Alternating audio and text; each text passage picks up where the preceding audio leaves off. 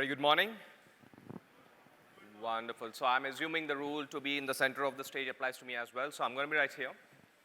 Thank you so much, Sunil. It was indeed a master class, and it is always tough to speak immediately after Sunil. It's just so difficult to hold people's attention, and that too on a dry topic like technology. I'll try my best. And I got 15 minutes, and I don't know if there is a presentation that's going to roll. Yeah, cool, it is. For those of you who don't know me, thank you. I go by Sreekanth, been with the NT for a little around 5 years now, and though a CA by profession, spent long years in tech. Now, many of you, all of you in some sense, I'm sure, would have and would be using some of our products platforms. Some of you would be happy, some of you would have some concerns in terms of what more needs to be done, what's not happening, and then those are all the things that we are constantly assimilating and then constantly making sure that those get better by the day. There are several things that we brought to the table, but then that's just the beginning, and I think what's going to happen over the next 12 to 24 months is going to be probably the most exciting phase in terms of our organization as to what we want to bring to the distribution committee. It is but stating the obvious that this industry wouldn't have been where it is today, without all of you and your continued support and what it will take the industry. I mean, I was just reading the article yesterday that the mutual fund industry in the US is poised to reach $76 trillion by 2025, right? They're already around 45, 46, and India is at $500 billion. So you can just imagine in terms of how far a distance that we have to traverse and what an important role all of you have to play. The role that you will be playing, however, I also believe that is going to start transforming, morphing itself into something very, very profoundly different. To reach that scale from $500 billion to whatever number that we aspire to become at some point in time, the traditional ways and means of distribution, the traditional ways and means of selling, the traditional ways and means of investment management, unfortunately, are not going to help. They're not going to help you scale up. India would never have reached this scale of financialization if not for demonetization and if not for the fintech ecosystem that brought to the table where anybody could just scan a QR code and then basically make the payments out. If everything had to be on cash, this kind of a revolution that happened over the last few years would not have happened. So shortly, for us to get that far, it is about embracing technology, and it is not something that we can afford to ignore or afford to treat it as a staff function. If you're in a corporate, you look at your world as a line and a staff function. Line function makes stuff, sells stuff, staff function supports them, right? That is your HR and finance. Probably 7, 8 years back, IT used to be a staff function, which is basically a team that supports the line function. But honestly, right now, IT is actually ahead of almost everything else. There is nothing like digital in a company. Every company is a digital company.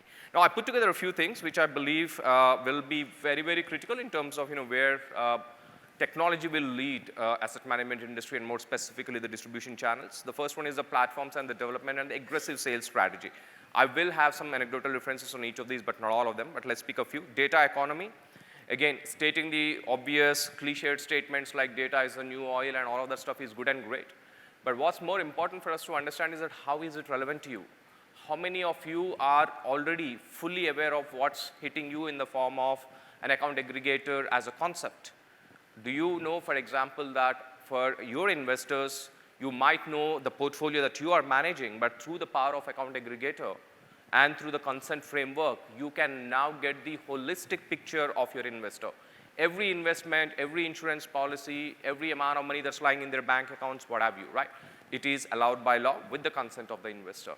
With that, what can you do in terms of shuffling the portfolio, in terms of providing the right kind of advice to your investor is a profoundly different thing that's going to happen.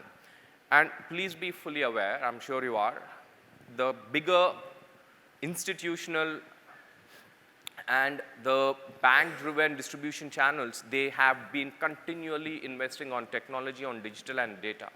They are going to position themselves to be far ahead in terms of their ability to provide the right kind of advice by leveraging many of these frameworks. Now, as individual IFAs, MFDs, it is but obvious that you have to embrace this technology, and you need to find ways and means to make sure that you get that right. Now, leadership and professional development, I'm going to leave it out there. Somebody like Sunil has already spoken about it as to how important it is to engage not just with the leadership, but of the client, but as well as within your own organization. Building the right talent is so tough. I mean, we've been struggling to add IFAs beyond the 100,000 mark for the longest time. We had big goals of making it 500,000, but we are very far away from it. Keeping the talent within the ecosystem is tough. It's very easy for a multinational company to come and take the talent and give them top rupees in terms of salaries and take them away. But the talent to build for Indian corporates is tough. We need to invest in our own people. We need to make sure that the succession is clear, right? Moving along in terms of the compliance, you know what's happening in terms of the regulatory changes. There's going to be several more to come. And if you believe the compliance is expensive, try being non-compliant, yeah? Knowledge management, brand development. Sunil spoke extensively about how to create your own persona in terms of storytelling, and storytelling develops your own unique brand. Now, doing it in an audience in this kind of a model is one thing, but now you're working in a pan-India model, probably even beyond boundaries. How do you connect with your audience? You're not going to be able to do it without embracing technology. And from whatever, the vantage point that we have, which is not necessarily in the front and center of the investing community, we feel that technology is still being underutilized, probably even underserved to your community, by many institutions. And we're all trying to do our own bit to basically do what we believe is useful for you, but it will be ever more awesome if you come to us and then say, look, these are the things that we want of you, and then we are more than happy to build those things for you. Quickly moving on, client acquisition. About 60 to 70 crore investable population in our country out of the 140 odd crores. 3 crore unique investors, we got the number. So you're talking about 20 times more the population who are not investing in mutual funds. And why is that? Is it because they don't want to invest? Is it because they don't know how to invest? I'll tell you my answer. I believe that's largely because they don't know who to talk to before they invest. I live in Hyderabad, yeah? And for the longest time, I don't know who the best financial advisor in the country is for me to talk to meet my financial goals. Now, it is largely basically your banking relationship. Your relationship manager from the bank will call you and tell you that, hey, look, why don't you invest in this mutual fund or so and so. That's pretty much how it works. But they may not be the best people to advise. They may not be the people I want to work with. Probably the best advisor sits in Mumbai or Surat, and I don't know there is any way for me to find out who those people are. So exposing the 60, 70 crore of population to all of you, I believe, is one of the most important thing and the very urgent thing that needs to happen, right? And it can manifest in something as simple as what you see out there, right? I'd love to have a platform for all the IFAs basically to be listed. You speak for yourself, you've got your own pages, and you expose this to the country all across, right? 60, 70 crore people who look at it, and before you know, you got a 60 crore population basically interacting with 100,000 people, and that way the exposure for the distributors will be ever more, and for the investors you would be doing a very, very unique service in terms of telling them as to who those people are. Today you can go to websites, you can learn on edutech platforms like Vedantu and Byju's, you can go to Practos and you basically become a doctor, but where are the distributors in this fraternity? Technology can make that happen. They can make you visible to every single person in the nook and corner. Second, in terms of, and I believe, with the right kind of engagement that you can drive with those, exposure that you would have, the next thing is obviously the engagement component of it, right? I mean, engagement comes in multiple different manners. I think a large portion of that today is, face-to-face. Some of it is, I'll just go back to the previous one, in terms of how would you, engage on a platform-based model. But again, you have a very disparate set of things that are going on right here, right? How do you use technology and a platform to schedule your portfolios? How do you use it to whiteboard without traveling? How do you cut down your back office costs? The economics of distribution are getting worse. The economics of the asset management industry is getting worse. There is pressure on yields. There are pressure on profitability across. Without everybody cutting costs in terms of taking away non-value added items, like for example, I would not want you to come to our branch, right?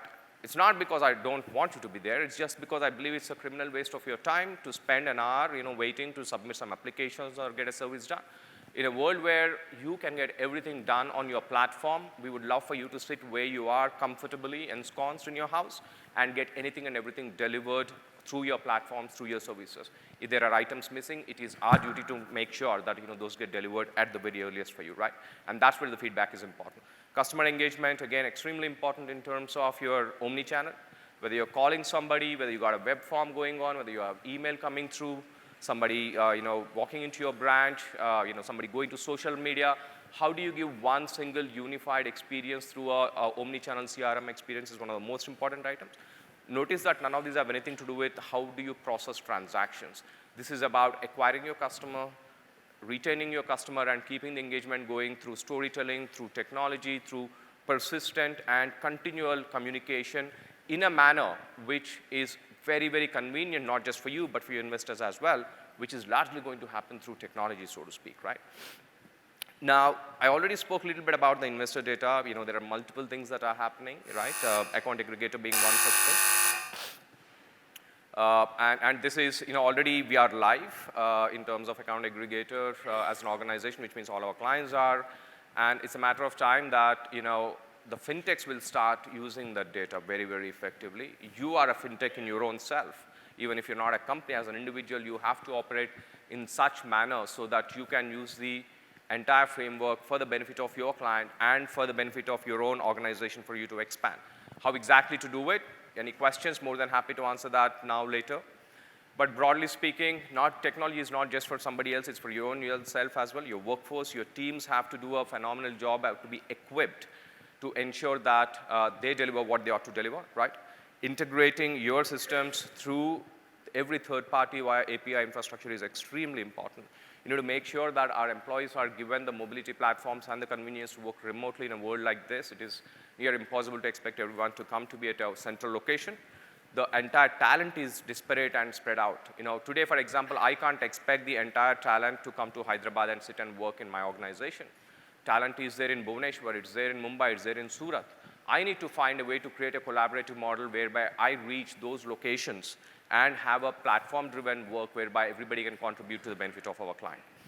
So that's broadly it. MF Central, of course, is a good manifestation in terms of how so many different agencies came together with the view to create a platform that is delivering phenomenal value to the investors. I think the value for the distributors is about to happen. The platform for the distributors is nearly done.